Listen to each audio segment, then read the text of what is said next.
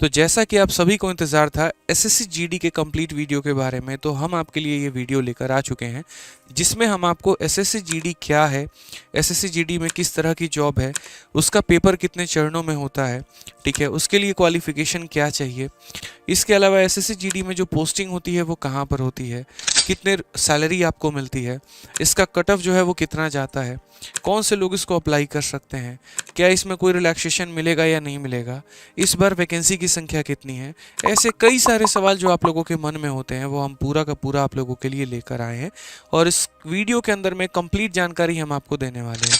अभी हाल फिलहाल हमने एक IBACIO का हमने एक वीडियो बनाया और काफ़ी अच्छा बच्चों ने उसको रेस्पॉन्स दिया। तो चलिए शुरू करते हैं। तो सबसे पहले अगर हम बात करते हैं तो जीडी जो है वो क्या है।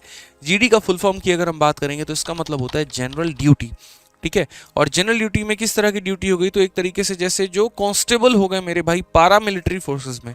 अब दिल्ली पुलिस कांस्टेबल जो होता है वो उसकी अलग वैकेंसी आती है, अलग फॉर्म आते हैं, वो अलग तरीके से उसका सिलेक्शन होता है। यूपी कांस्टेबल की अलग वैकेंसी आती है, अलग फॉर्म आता है, अलग सिलेक्शन होता है। लेकिन जो पारा मिलिट्री फोर्सेस हो गए हमारे, जैसे BSF हो गया, CRPF हो गया, CISF हो गया, SSB हो गया, ITBP हो गया, आसाम राइफल्स हो गया, तो इनके अंदर में एक तरीके से जो कांस्टेबल की बहाली आएगी वो किससे आएगी, तो वो जीडी से आएगी।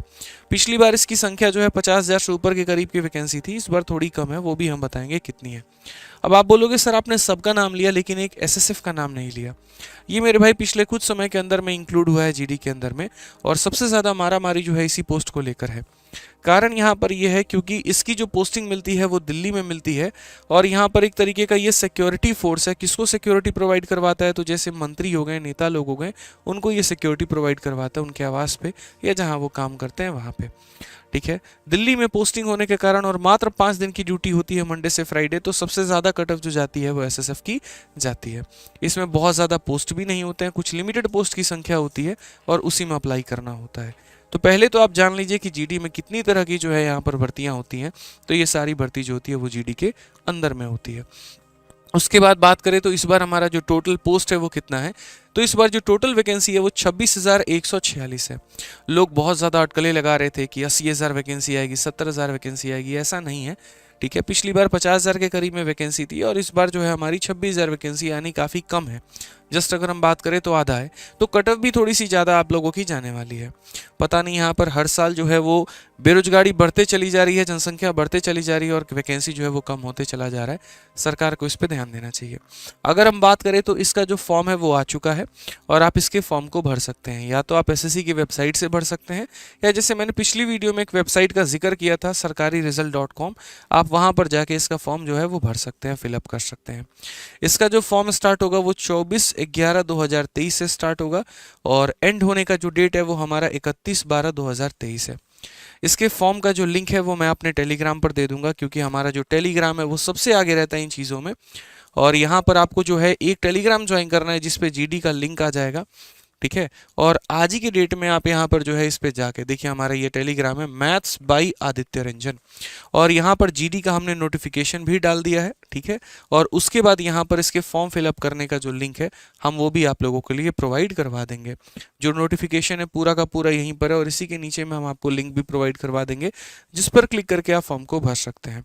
तो 31 दिसंबर इसकी लास्ट डेट है। चूंकि काफ़ी भारी संख्या में लोग इसमें फॉर्म को अप्लाई करते हैं, अगर हम मान के चले तो 50 लाख से ज़्यादा ऊपर एप्लीकेंट हो जाते हैं, इसीलिए एसएससी बाकी पेपर्स की तुलना में इसमें थोड़ा उसने जो है वो ज़्यादा वक्त दिया हुआ है फॉर्म को भरने के लिए, ठीक है। साथ में गलतियां भी हो जाती हैं फॉर्म भरते वक्त, कई बार आपसे होती है, कई बार साइबर कैफ़े वाले से होती है, तो उसके लिए करेक्शन करने का भी उन्होंने समय दिया है। लेकिन ये करेक्शन फ्री ऑफ कॉस्ट नहीं होता, इसके लिए आपको कुछ पैसे देने पड़ते हैं। और ये 4 जनवरी 2024 से 6 जनवरी 2024 जो है यहाँ पर मेरे भाई करेक्शन करने का डेट होगा। बात आती है कि भाई चलो ठीक है, हम नौकरी करेंगे तो हमको पैसा कितना मिलेगा, ठीक है। मतलब पता चले कि बॉर्डर पर ड्यूटी कर रहे हैं, हर जगह पे ड्यूटी कर रहे हैं, पैसा काफ़ी कम मिले। तो देखिए गवर्नमेंट जॉब है, और गवर्नमेंट जॉब है तो सरकार आपकी हर चीज़ों का ध्यान रखती है, ठीक है। इसमें जो आपको सैलरी मिलती है वो यहाँ पर 30,000 से लेकर लगभग 60,000 तक जाती है। अब आप बोलेंगे सर 60,000 तक की भी सैलरी जीडी से है? बिल्कुल है, वो समय दरमियान जब आपके प्रमोशंस होते रहते हैं तो वहाँ पर मिलता है। दूसरा, इसकी सैलरी कभी फिक्स नहीं होती। जैसे मान लीजिए कि हम भी CISF में जॉब कर रहे हैं, अभी CISF में जॉब कर रहे हैं, लेकिन हम नॉर्मल एरिया में कर रहे हैं हैं और आप नक्सली एरिया में कर रहे हैं तो आपकी सैलरी मेरे से ज़्यादा होगी। यानी रिस्क फैक्टर भी एक बहुत बड़ा फैक्टर हो जाता है और उसके आधार पर भी जो सैलरी है वो तय की जाती है। जैसे सीजीएल में एक्स हो गया, वाई हो गया, जेड हो गया, 3 टियर सिटी के आधार पर जो है वो सैलरी मिलती है। एक इनकम टैक्स इंस्पेक्टर अगर बिहार के छोटे से डिस्ट्रिक्ट में है और एक वहीं पर मेरे भाई मुंबई जैसे महंगे शहर में है तो मुंबई वाले की सैलरी हमेशा ज़्यादा होगी क्योंकि वहाँ की महंगाई ज़्यादा है। उसी तरीके से यहाँ पर भी जो है वो मेरे भाई निर्धारित किया जाता है। अगर हम बात करें उसके बाद में लेकर कि एप्लीकेशन जो आप फॉर्म भरेंगे तो उस फॉर्म का क्या निःशुल्क है या कोई चार्ज है। तो एप्लीकेशन का जो फीस है मेरे भाई, जनरल हो गया, ओबीसी हो गया, ईडब्ल्यूएस हो गया, इसके लिए 100 रुपये है। एससी एसटी के लिए कोई भी चार्ज नहीं है और फीमेल कैटेगरी के लिए भी कोई भी चार्ज नहीं है। यानी आप फॉर्म भरेंगे तो आपसे कोई भी पैसे नहीं लिए जाएंगे, कोई भी मतलब एक तरीके से चार्ज नहीं वसूला जाएगा। ठीक है। अब इसको अप्लाई करने की जो हमारी एक एज लिमिट है वो कितनी है। तो जैसा कि आप देख पा रहे हैं कि कम से कम इसके लिए अप्लाई करने के लिए 18 साल होना चाहिए और मैक्सिमम जो होना चाहिए वो 23 साल होना चाहिए। ठीक है। साथ में आप कैसे चेक कर पाएंगे कि आप इसमें एलिजिबल है या नहीं। तो जो आपका डेट है, मतलब candidate should not have been born earlier than इतना एंड लेटर देन इतना। कहने का मतलब आपका जन्म इसके पहले नहीं होना चाहिए और इसके बाद का नहीं होना चाहिए। यदि आपका जन्म 2007 का है तो आप इसके लिए एलिजिबल नहीं है और यदि आपका जन्म इसके पहले का है 2000 का या 2002, मतलब इस तरीके से करके यहाँ पे, ठीक है, मतलब इसके पहले 2001 के पहले हैं तो आप उसके भी एलिजिबल नहीं है। मतलब आपका जो डेट ऑफ बर्थ है इसके बीच में होना मांगता है। ठीक है। क्या इसमें कुछ रिलैक्सेशन होता है? तो जी हाँ, बिल्कुल। जितनी भी सरकारी भर्तियां हैं उनमें अलग अलग कैटेगरी के लोगों को जो है वो रिलैक्सेशन दिया जाता है। जैसे यहाँ पर एससी और एसटी के लोगों के लिए 5 साल का रिलैक्सेशन मिलता है। रिलैक्सेशन का मतलब क्या हो गया कि एक आम नॉर्मल स्टूडेंट जो है, एक नॉर्मल यूआर कैटेगरी का स्टूडेंट है, वो 23 साल तक ही फॉर्म को अप्लाई कर सकता है। लेकिन एक एससी एसटी का स्टूडेंट 23+5 यानी 28 साल तक इस पेपर को दे सकता है। 28 साल के एज तक के लिए वो जा सकता है। ओबीसी के लिए मेरे भाई जो है वो 3 साल का रिलैक्सेशन है और जो एक्स सर्विसमैन है उनके लिए भी 3 साल का रिलैक्सेशन है। एक्स सर्विसमैन का मतलब वो लोग जो ऑलरेडी कहीं कहीं पर जॉब कर रहे हैं और गवर्नमेंट जॉब ही कर रहे हैं। ठीक है। अब बात आती है, चलो ठीक बात है, बढ़िया बात है, एजुकेशनल क्वालिफिकेशन क्या होनी चाहिए। तो ये इकलौती भर्ती हो जाती है यहाँ पर जो कि 10वीं लेवल के बाद यानी मैट्रिकुलेशन के बाद में जो है आप इसमें अप्लाई कर सकते हैं और ये सरकारी नौकरी आपके लिए हो सकती है। ये जो आपका 10वीं जो मैट्रिकुलेशन है वो एक किसी अच्छे रिकॉग्नाइज बोर्ड या यूनिवर्सिटी से होना चाहिए। अरे गहरे मेरे भाई यूनिवर्सिटी से नहीं चलेगा। या तो सीबीएसई से हो या फिर आपके अपने स्टेट जो होते हैं, जैसे बिहार में बीएसएबी हो गया, ठीक है, और काफ़ी अलग अलग स्टेट के भी बोर्ड होते हैं, आप वहाँ से अगर आपने किया है तो उसकी मान्यता मानी जाती है। ठीक है। यहाँ पर एक शब्द कहा गया है कि it is reiterated that the result of the requisite educational qualification must have been declare by the board या institute by the specific date.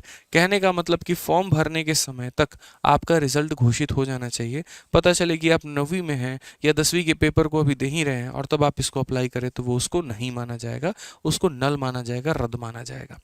ठीक है। इसके अलावा मेरे भाई एक इंसेंटिव भी मिलता है और ये किन को मिलता है? तो एनसीसी कैंडिडेट को मिलता है। जब हम स्कूल में होते हैं, जब हम पढ़ाई कर रहे होते हैं या कॉलेज में होते हैं तो वहाँ पर एक एनसीसी का ग्रुप होता है। ठीक है। हम देखते हैं लोग जो है एक तरीके से राइफल वाइफल मतलब अपना जो है वो परेड कर रहे होते हैं ग्राउंड में, तो वो एनसीसी होते हैं, नेशनल कैडेट कॉर्प्स होते हैं। और यहाँ पर अगर हम बात करें तो जो लोग एनसीसी में मेरे भाई कार्यरत होते हैं, यदि वो इसमें अप्लाई करते हैं तो उनको मेरे भाई रिलैक्सेशन भी मिलता है। कितने का मिलता है? तो जैसे अगर एनसीसी का सी सर्टिफिकेट है उनके पास में तो 5% का रिलैक्सेशन मिलेगा। यानी कुल पेपर 160 नंबर का है, उसका 5% यानी 8 नंबर का जो है वो रिलैक्सेशन मिलेगा। ठीक है। अगर मान लीजिए कट ऑफ 120 गई है तो आपके 112 भी आएंगे तो भी आपका सिलेक्शन हो जाएगा। अगर एनसीसी का बी सर्टिफिकेट है तो 3% का रिलैक्सेशन मिलेगा और एनसीसी का ए सर्टिफिकेट है तो आपको 2% का जो रिलैक्सेशन है वो आपको मिलने वाला है। ठीक है। नेक्स्ट अगर हम बात करते हैं तो पेपर का पैटर्न क्या होता है। तो देखो पेपर 2 भागों में होता है। एक आपका रिटन हो गया जिसको हम ऑनलाइन पेपर बोलेंगे और दूसरा हमारा पीटी और पीएसटी हो गया जो कि आपका फिजिकल एंड्योरेंस टेस्ट हो गया और फिजिकल स्टैंडर्ड टेस्ट हो गया। तो सबसे पहले हम रिटन पेपर के बारे में जानते हैं। मैं शब्द तो रिटन इस्तेमाल कर रहा हूँ लेकिन ये पेपर रिटन नहीं होता है, ये ऑब्जेक्टिव होता है। ठीक है मेरे भाई, 1 घंटे का ये ऑनलाइन मोड में पेपर होता है, ऑफलाइन नहीं होता है। और ऑनलाइन मोड में 1 घंटे के पेपर में 20 सवाल आपके रीजनिंग के पूछे जाते हैं, 20 जो है वो आपके रीजनिंग जीएस के पूछे जाते हैं, 20 आपका एलिमेंट्री मैथमेटिक्स। देखो कंप्लीट मैथ नहीं आता है, सिर्फ एलिमेंट्री मैथमेटिक्स का मतलब अरिथमेटिक हो गया और मेंसुरेशन हो गया। और 20 सवाल जो होते हैं वो आपके इंग्लिश के या हिंदी के होते हैं। वो आपके ऊपर में होता है, जब आप पेपर देने जाते हैं आप इंग्लिश में लेना चाहते हैं या हिंदी पेपर देना चाहते हैं, ये आपके ऊपर में होता है। सवालों की संख्या हमारी 80 हो गई, ठीक है। हर एक सवाल हमारा 2 नंबर का हो गया, तो इसीलिए पूरा पेपर 160 नंबर का हो गया। सीजीएल और सीएचएसएल के जो प्री होते हैं उनमें जनरली हमारे 100 सवाल रहते हैं, लेकिन अगर हम इसकी बात करें तो यहाँ पर 80 सवाल होते हैं। और यहाँ पर जो टाइम मिलता है आपको वो 60 मिनट का समय मिलता है, और 60 मिनट के अंदर में आपको ये पेपर देना होता है, ठीक है। यहाँ पर बोला गया है कि note there will be a negative marking of 0.25। हालांकि ऐसा ही नोटिफिकेशन में दिया गया है, लेकिन ये गलत है। जो नेगेटिव मार्किंग होगा यहाँ पर वो 0.25 ना होकर 0.50 यानी आधे नंबर का नेगेटिव मार्किंग होगा, ठीक है। और नोटिफिकेशन में भी जो एसएससी ने दिया है वो गलत दिया है, तो वहाँ पर आप 0.5 मानेंगे, ना कि 0.25 मानेंगे। आधे नंबर करते हैं हर एक गलत सवालों के लिए। अब बात करते हैं उसके बारे में, फिजिकल एफिशिएंसी टेस्ट के बारे में, ठीक है। तो फिजिकल एफिशिएंसी टेस्ट में क्या होता है, तो जो मेल कैंडिडेट हैं उनको मेरे भाई 5 किलोमीटर भागना होता है 24 मिनट के अंदर में, ठीक है। और उसके बाद यहाँ पर जो है फीमेल कैंडिडेट को भागना होता है 1.6 किलोमीटर इन हमारा कितना मिनट, इन 8.5 मिनट। यहाँ पे अगर आप 1 सेकंड भी ज़्यादा लेते हैं तो आपको डिस्क्वालीफाई माना जाएगा। अब बोलेंगे सर जब ये आपने दिया तो ये क्यों दिया है, तो ये देखो एक स्पेशल रीज़न के लिए है। जैसे लद्दाख रीजन में क्या होता है, वहाँ के लोग इतना फिजिकल जो है वो एक तरीके से इतना भागते नहीं हैं चीज़ों को लेके, तो वहाँ के रीज़न के लिए पर्टिकुलरली 1.6 किलोमीटर का एक टारगेट दिया गया है कि भैया आपको 7 मिनट में 1.6 किलोमीटर भागना है। अगर हम सीपीओ में बात करें तो मेल को जो है 1600 मीटर भागना होता है, और कितने में, वो भी तो 6.5 मिनट में। तो लद्दाख रीजन वालों के लिए 5 किलोमीटर की रेस ना होकर कितनी हो जाती है, 1.6 किलोमीटर की हो जाती है। और फीमेल कैंडिडेट के लिए मात्र 800 मीटर का रेस रहता है 5 मिनट में, ठीक है। नेक्स्ट अगर हम बात करते हैं तो वो तो हमारा एंड्योरेंस मतलब एक तरीके से एफिशिएंसी टेस्ट था कि भैया हम कितना भाग पा रहे हैं। लॉन्ग जंप, हाई जंप, ऐसा मेरे भाई इसके अंदर में कुछ भी नहीं है, ठीक है। अब उसके बाद बात करते हैं फिजिकल स्टैंडर्ड टेस्ट के बारे में कि हमारा हाइट, हमारा एक तरीके से वेट वो कितना होना चाहिए। तो यहाँ पर हाइट को लेकर देखिए जो नोटिफिकेशन में दिया गया है वही पॉइंट हमने आपके सामने रखा है। हाइट की अगर हम बात करें तो मेल की हाइट हमारी 170 सेंटीमीटर होनी चाहिए, और फीमेल की जो हाइट है वो हमारी 157 सेंटीमीटर होनी चाहिए। इससे अगर आपकी हाइट कम है तो आपको मान्यता नहीं दी जाएगी और आप इसके लिए एलिजिबल नहीं होंगे, ठीक है। उसके बाद आता है चेस्ट को एक्सपैंड करने का। तो देखिए फीमेल के लिए चेस्ट एक्सपेंशन कभी नहीं होता है, किसी भी पोस्ट में नहीं होता है। मेल के लिए चेस्ट एक्सपेंशन होता है, यानी आपको अपने सीने को ऐसे एकदम फुलाना होता है, जो कि मेरा भी हुआ था। और जब मैं कस्टम्स में एक्साइज इंस्पेक्टर एज सेलेक्ट हुआ तो वहाँ पर भी मेरे भी एक तरीके से फिजिकल स्टैंडर्ड चेस्ट में सेम 5 सेंटीमीटर का एक्सपेंशन वहाँ पर भी मांगा गया था। यानी अगर आपका अनएक्सपेंडेड हो तो कम से कम अनएक्सपेंडेड 80 सेंटीमीटर का सीना हो, और एक्सपेंशन मेरे भाई कितने का चाहिए, तो कम से कम 5 सेंटीमीटर का चाहिए। ये वाली बात होती है, ठीक है। अगर हम बात करें फिजिकल स्टैंडर्ड टेस्ट जो पीएसटी है यहाँ पे, तो उसमें कुछ अलग अलग जगह के लोगों के लिए रिलैक्सेशन भी है हाइट में, और वो हमारे यहाँ पर ये है। जैसे कुछ नॉर्थ ईस्ट स्टेट हो गए, कुछ शेड्यूल ट्राइब हो गए, तो उनके लिए अलग, मेल के लिए अलग हाइट और फीमेल के लिए अलग हाइट। फिर उनके लिए कंप्लीट हमारा 170 सेंटीमीटर ना चाहे इतना इतना इतना सेंटीमीटर चाहिए होता है। तो आप जिस रीज़न से हैं वो आप यहाँ पर पढ़कर देख सकते हैं। टेलीग्राम पर हम PDF डाल देंगे, वहाँ से पूरी जानकारी आपको मिल जाएगी। बहुत ही शानदार तरीके से हमने आप लोगों के लिए PPT बनाई है, हम आप लोग को प्रोवाइड करवा देंगे, ठीक है। नेक्स्ट अगर हम बात करते हैं यहाँ पर, तो यही सारा बात है। चेस्ट के लिए भी एक्सपेंशन होता है जिस तरीके से हाइट के लिए होता है, और वो भी हमारे अलग अलग कैटेगरी के लिए अलग अलग एक्सपेंशन दिया गया है, तो आप इसे भी मेरे भाई पढ़ सकते हैं, ठीक है। नेक्स्ट हम बात करते हैं मेडिकल एग्जामिनेशन के बारे में। मेडिकल एग्जामिनेशन की बात करें तो at the time of DME following document will be verify. जो डॉक्यूमेंट वेरिफिकेशन होता है तो किन किन डॉक्यूमेंट्स को चेक किया जाएगा, तो सबसे पहले आपके मैट्रिकुलेशन का जो पेपर है वो चेक किया जाएगा, क्योंकि वो आपके एज को प्रूव करेगा, एज को आपको जस्टिफाई करेगा। दूसरी बात, आपका डोमिसाइल सर्टिफिकेट चेक किया जाएगा। क्यों? क्योंकि यहाँ पर अलग अलग स्टेट की कट ऑफ अलग अलग जाती है, तो यहाँ पर डोमिसाइल का मेरे भाई चेक होना बहुत ज़रूरी है कि आप किस राज्य से आते हैं और वहाँ के वैलिड नागरिक हैं कि नहीं है। यहाँ पे एक एनसीसी का वैलिड सर्टिफिकेट होगा, अगर आपने एनसीसी का सर्टिफिकेट दिया है तो वो भी चेक किया जाएगा, फर्जी तो नहीं है। तो ऐसे कई सारे सर्टिफिकेट है जो सभी की सभी बातें यहाँ लिखी गई है, हम आपको पीडीएफ दे देंगे, आप वहाँ से पढ़ लीजिएगा। ठीक है, डिटेल मेडिकल एग्जामिनेशन की अगर हम बात करें, डीएमई की बात करें, तो वहां पर देखिए डायरेक्टली नोटिफिकेशन में तो कुछ नहीं दिया है, लेकिन इसका डिटेल मेडिकल एग्जामिनेशन का वही होता है जो हमारे सीपीओ के लिए होता है, और वो मैंने आप लोगों के लिए लिख दिया है कि जैसे आईसाइट जो है वो आपका 6/6 होना चाहिए, कोई नौकनी नहीं हो, कोई फ्लैट फुट नहीं हो, कोई वेरिकोज वेन नहीं हो यहाँ पे। ठीक है, तो ये सारी बातें हमने लिख दी है आपको। तो फाइनली अगर हम मोड ऑफ सिलेक्शन की बात करें तो मोड ऑफ सिलेक्शन हमारा क्या है, तो सबसे पहले हमारा कंप्यूटर बेस्ड एग्जामिनेशन होगा 160 नंबर का। उसके बाद में हमारा फिजिकल स्टैंडर्ड टेस्ट होगा जो कि हमें रनिंग करनी है 5 किलोमीटर की। फिर उसके बाद फिजिकल एफिशिएंसी टेस्ट होगा जिसमें हमारा हाइट और चेस्ट नापा जाएगा। फिर उसके बाद हमारा मेडिकल एग्जामिनेशन होगा और लास्ट में हमारा क्या हो जाएगा, तो डॉक्यूमेंट वेरिफिकेशन हो जाएगा। जब आप अभी फॉर्म भरेंगे तो आपसे आपको पोस्ट की प्राथमिकता पूछी जाती है कि आप यहाँ पर कौन सा पोस्ट को पहले प्राथमिकता देना चाहते हैं। तो अलग अलग पोस्ट के लिए अलग अलग कोड है, जैसे बीएसएफ के लिए ए है, सीआईएसएफ के लिए बी है, सीआरपीएफ के लिए सी है, एसएसबी के लिए डी है, आईटीबीपी के लिए ई है, आसाम राइफल के लिए इतना है और एसएसएफ के लिए एच है। इसको स्पेशल हाईलाइट मैंने इसीलिए किया है क्योंकि मेरे भाई स्पेशल पोस्ट बन जाती है जो कि लोगों में सबसे ज़्यादा चर्चित है। तो आप उस तरीके से यहाँ पर जो है फॉर्म को भर सकते हैं। सबसे ज़्यादा जो वैकेंसी आती है दोस्त यहाँ पे वो वीएसएफ में आती है, बॉर्डर सिक्योरिटी फोर्स में, और यहाँ पर जो है कट ऑफ भी थोड़ी कम जाती है। अगर हम बात करें पिछले साल के कट ऑफ को लेकर, आपके मन में क्योस हो रहा होगा कि चलो भाई कितने नंबर लाने पे सिलेक्शन हो जाएगा। तो अगर हम प्रीवियस कट ऑफ की बात करें यहाँ पे, तो प्रीवियस कट ऑफ हमारी कितनी जाएगी, तो स्टेट वाइज अगर हम बात करते हैं तो सबसे पहले आप यहाँ पर देखिए यूपी हो गया, बिहार हो गया, दिल्ली हो गया। देखो सबसे पहले कट ऑफ का प्रक्रिया क्या होता है, पहले तो हर एक स्टेट का अपना अपना कट ऑफ निकलता है, फिर हर स्टेट के अंदर में अलग अलग फोर्सेस का अपना कट ऑफ निकलता है।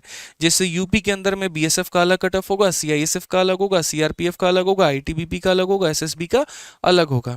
फिर उसके बाद में जैसे बीएसएफ को ही आप पिक कर लीजिए, तो अब ऐसा नहीं है कि बीएसएफ का एक समान कट ऑफ होगा। बीएसएफ में जनरल का अलग होगा, ईडब्ल्यूएस का अलग होगा, ओबीसी का अलग होगा, एससी एसटी का अलग होगा। फिर उसमें भी अगर आप चले आइए तो जनरल में जैसे बीएसएफ का मान लीजिए कट ऑफ गया तो एक समान नहीं होता है, जनरल एरिया का कट ऑफ अलग जाता है, बॉर्डर एरिया का अलग जाता है। अगर जनरल एरिया का 120 गया तो बॉर्डर एरिया का या नक्सल एरिया का जो है वो 110 या 112 के करीब में रहता है। 8 से 10 नंबर का वेरिएंस जो हो जाता है वो मेरे भाई हो जाता है, और सिर्फ जनरल की मैं बात कर रहा हूँ। उसी तरीके से आपका जो है ईडब्ल्यूएस और उसी तरीके से ओबीएस रहता है। यानी अब देख सकते हैं किस चेन में तरीके से यहाँ पर काम किया जा रहा है कि पहले स्टेट, फिर उसके बाद यहाँ पोस्ट, फिर उसके बाद कास्ट, और फिर उसके बाद यहाँ पर अगर हम बात करें तो मेरे भाई एरिया के ऊपर में। ठीक है, नेक्स्ट बात करें तो यहाँ पर एक पोस्ट जो कि सबसे ज़्यादा आप लोगों के लिए चर्चा में है, ठीक है, जो कि एसएसएफ है, तो उसकी कट ऑफ कितनी गई थी। देखो पेपर जो था वो 160 नंबर का था, जो रैंक 1 आए थे उनका यहाँ पर 158 नंबर आए थे, 158 आफ्टर नॉर्मलाइजेशन। ठीक है, और एसएसएफ की जो कट ऑफ जाती है वो सबसे ज़्यादा जाती है क्योंकि इसके अंदर में काफ़ी कम पोस्ट होते हैं, और यहाँ पर इसकी जो कट ऑफ गई है ईडब्ल्यूएस के लिए वो 148 है, एससी के लिए मेरे भाई यहाँ पर 139, एसटी के लिए इतना, ईएसएम के लिए इतना, ओबीसी के लिए इतना, और जनरल के लिए 149 है मेरे भाई। ये मेल कैटेगरी में है और उसी तरीके से यहाँ पर ये फीमेल कैटेगरी में है। चलिए तो मेरे भाई उसके बाद हमने एक स्पेशल स्लाइड आप लोगों के लिए तैयार किया है और उसके अंदर में हमने प्रीवियस ईयर कट ऑफ 2023 का हमने पूरा आंकलन किया है। यहाँ पे मैंने कुछ स्टेट यहाँ पिकअप किया, जैसे देख सकते हैं यूपी, बिहार, दिल्ली, मध्य प्रदेश, हरियाणा, राजस्थान, महाराष्ट्र, गुजरात, वेस्ट बंगाल, छत्तीसगढ़, झारखंड। ठीक है, सभी स्टेट्स में, ऐसा नहीं है सिर्फ इतने ही है, और भी काफ़ी सारे स्टेट हैं, लेकिन मैं एक आइडिया आपको देना चाह रहा था। इस स्टेट्स को पिकअप करने के बाद मैंने इनकी कट ऑफ देखी, और यहाँ पर जो कट ऑफ जो मैक्सिमम है यहाँ पे वो कितनी गई थी, तो उत्तर प्रदेश की सबसे हाईएस्ट कट ऑफ 139 गई थी, बिहार की सबसे हाईएस्ट कट ऑफ 132 गई थी, और ये आफ्टर नॉर्मलाइजेशन है। यानी यदि आप इतने नंबर लेकर आते हैं जनरल कैटेगरी में तो आप किसी भी पोस्ट में आपका सिलेक्शन हो सकता है। हरियाणा में यदि आप इतने नंबर लेकर आते हैं तो आपका किसी भी पोस्ट में सिलेक्शन हो सकता है। ठीक है, उसी तरीके से अगर ओबीसी की बात करें तो ओबीसी में है जहां पर स्टार मार्क्स 1 किया गया, इसका मतलब यहां पर उसमें पर्टिकुलरली एक ही पोस्ट था। जैसे राजस्थान में जो सबसे हाईएस्ट कट ऑफ गई थी उसके लिए मात्र एक ही पोस्ट यहां पर था, और उस पोस्ट के लिए कट ऑफ हमारी थी। ठीक है। नेक्स्ट बात करते हैं इसकी जॉब प्रोफाइल कैसी होती है। तो देखो जॉब प्रोफाइल बहुत ही शानदार होती है यहाँ पे।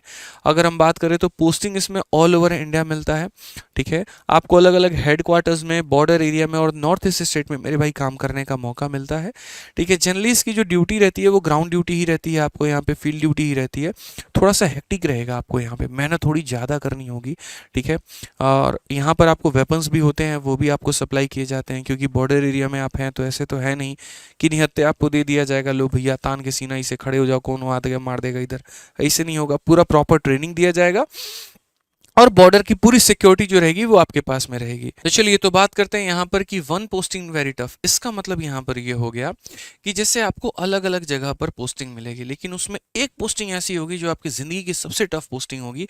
वहाँ पर आपको हर विपद परिस्थिति से होकर गुजरना पड़ सकता है, और ये ऐसा इसीलिए किया जाता है ताकि कभी अगर आपको मेरे भाई ऐसे क्रिटिकल कंडीशन से पास होना पड़े तो आप उसके लिए तैयार रहें, ठीक है। जॉब सिक्योरिटी की तो बात करते ही नहीं है, सरकारी नौकरी है तो जॉब सिक्योरिटी तो होगी ही होगी, इसमें कोई दिक्कत की बात ही नहीं है, ठीक है। जब तक आप सही हैं आपको कोई नौकरी से आपकी नहीं हटा सकता है। रिस्क टू लाइफ है बिल्कुल यहाँ पे, जहाँ पर भी वेपन्स की बात आ जाती है, फील्ड ड्यूटी की बात आती है, जहाँ पर आप अलग अलग लोगों से डील करते हैं, इनफैक्ट यहाँ पर अलग कंट्री से भी डील करना पड़ सकता है, तो वहाँ पर तो लाइफ में रिस्क होगा ही होगा यहाँ पे।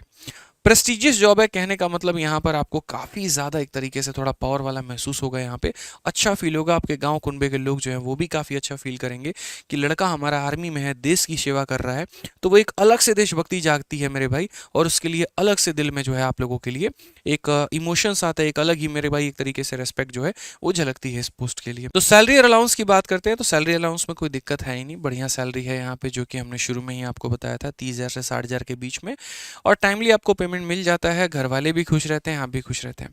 तो पूरे जीडी के बारे में आप लोगों ने बहुत ही शानदार तरीके से समझा कि क्या पोस्ट होता है, कितनी कट ऑफ जाती है, किस तरीके से आप तैयारी करते हैं। अब जीडी के लिए हमारा एक स्पेशल बैच भी आता है, ठीक है, और अभी रिसेंट में हमारा लॉन्च हुआ है, जिसमें जीडी में आपको पूरी की पूरी हमारी टीम पढ़ाएगी।